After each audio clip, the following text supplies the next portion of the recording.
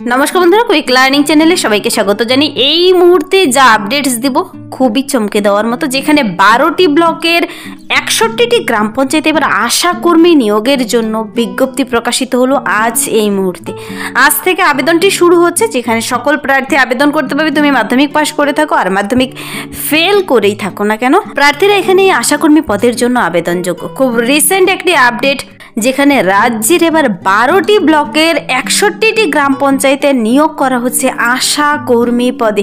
এরকম আপডেটস কিন্তু খুবই কম বেরিয়ে আসে, যেখানে একটা দুটি ব্লকের আন্ডারে বেরিয়ে আসে, কিন্তু আজকে কিন্তু সেই ডিস্ট্রিক্টের প্রচুর ব্লক এবং গ্রামের আন্ডারে আশা কর্মী পদের জন্য তোমরা আবেদন জানাতে পারবে। তোমাদের বয়স যদি 40 বছর বয়সের মধ্যে হয়ে থাকে, সকলেই আবেদনযোগ্য। ডাইরেক্ট ইন্টারভিউর ভিত্তিতে নিয়োগটি করা হবে। এখানে কিন্তু তোমাদের আবেদনটি কমপ্লিট করতে হবে। আজ থেকে আবেদন শুরু হয়ে গেছে।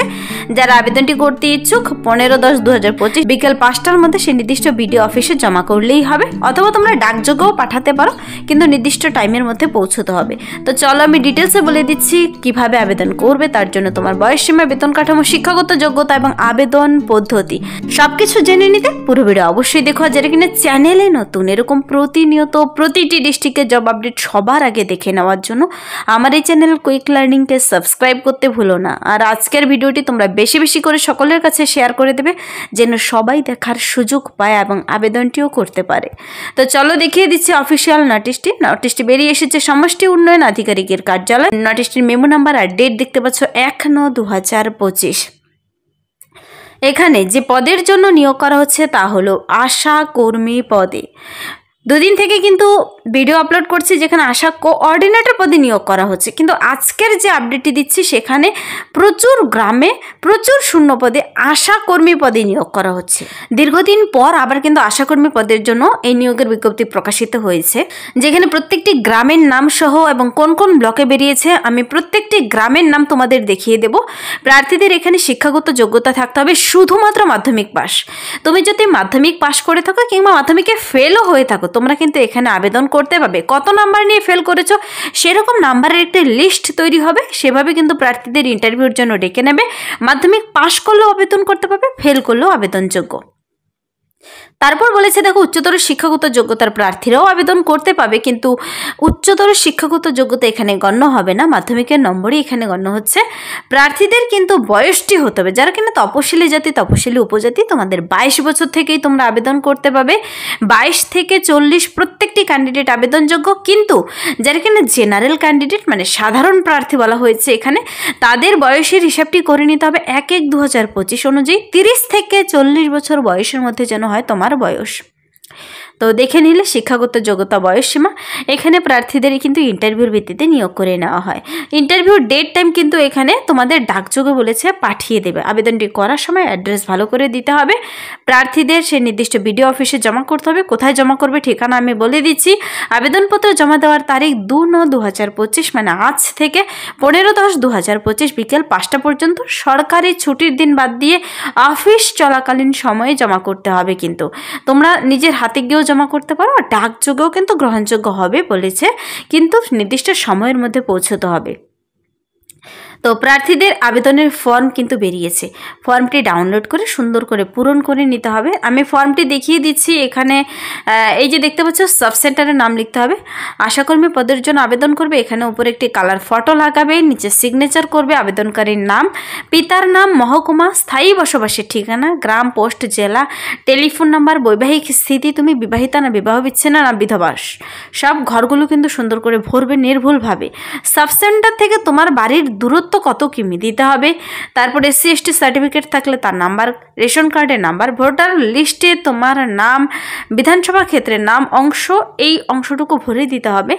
যদি বিবাহিতার স্বামী বেঁচে থাকে তার ডিটেলস, বিধবাদের পিতার নাম লিখতে হবে, বিবাহ বিচ্ছিন্নার পিতার নাম, মাধ্যমিক সমতুল্য পরীক্ষার ডিটেলস ভরে দিতে হবে। এখানে অন্য কোনো ঘর দেওয়া নেই, মাধ্যমিক পরীক্ষার ডিটেলসই ভরতে হবে। তুমি কোন বোর্ড থেকে পাশ করেছো, কোন বছর, কত নম্বর নিয়ে, প্রাপ্ত নম্বর এবং শতকরা।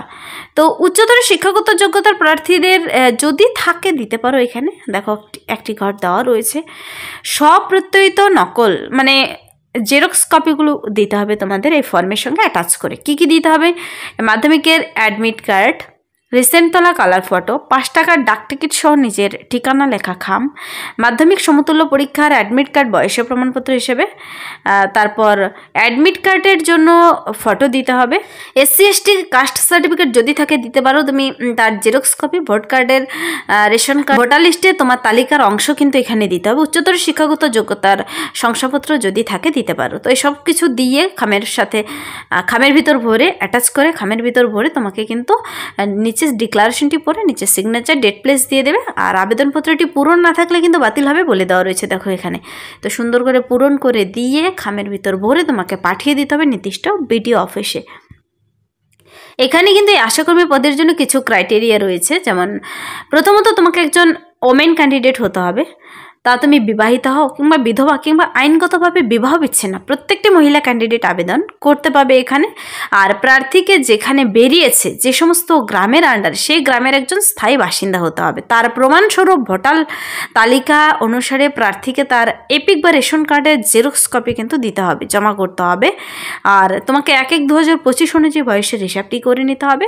যদি কেউ গ্রেড 1 কিংবা গ্রেড 2 স্বনির্ভর গোষ্ঠীর সদস্য হয়ে থাকো কিংবা লিঙ্গ ওয়ার্কার হয়ে থাকে তবে কিন্তু অগ্রাধিকার পাবে, দিয়ে দেবে তার জেরক্স কপি। আর প্রার্থীদের এখানে কিন্তু আরও কী কী ডকুমেন্টস দিতে হবে তার ডিটেলস বলে দেওয়া রয়েছে।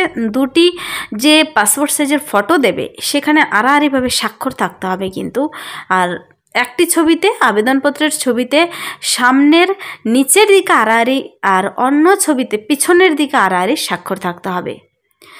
তো সম্পূর্ণ ত্রুটিপূর্ণ অসম্পূর্ণ আবেদন খারিজ হবে, পরবর্তীকালে অনুরোধ উপরোধ গ্রাহ্য হবে না। আবেদনপত্র জমা দেওয়ার ঠিকানা এখানে বলা হয়েছে সমষ্টি উন্নয়ন আধিকারিকের করণ মানে বিডিও অফিস, চণ্ডীতলা 2। ডাকযোগে আবেদনপত্র গ্রহণ হচ্ছে, ডাকযোগে আবেদনপত্র প্রেরণের ঠিকানা সমষ্টি উন্নয়ন আধিকারিকের কার্যালয়, চণ্ডীতলা 2, চণ্ডীতলা, হুগলি, পিন নাম্বার 712702। এটা হলো তার ডিটেলস ঠিকানা। আবেদনপত্র জমা করতে পাবে 2/9/2025 থেকে। আবেদনটি চলবে 15 তারিখ পর্যন্ত, কিন্তু বিকেল 5টা পর্যন্ত।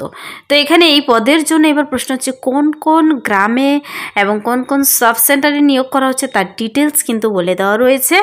এখানে দেখো তোমার কোন কোন ব্লকের নাম প্রথমে দেখে নেবে। চণ্ডীতলা 1, চণ্ডীতলা 2, চিনসুড়া, মুগরা, তারপর ধনিয়াখলি, হরিপাল, ডাবপুর, এভাবে কিন্তু সিঙ্গুর। প্রত্যেকটির পাশে আবার তার সাব সেন্টারের নাম, কতগুলো শূন্যপদে নিয়োগ করবে, গ্রাম পঞ্চায়েতের নাম।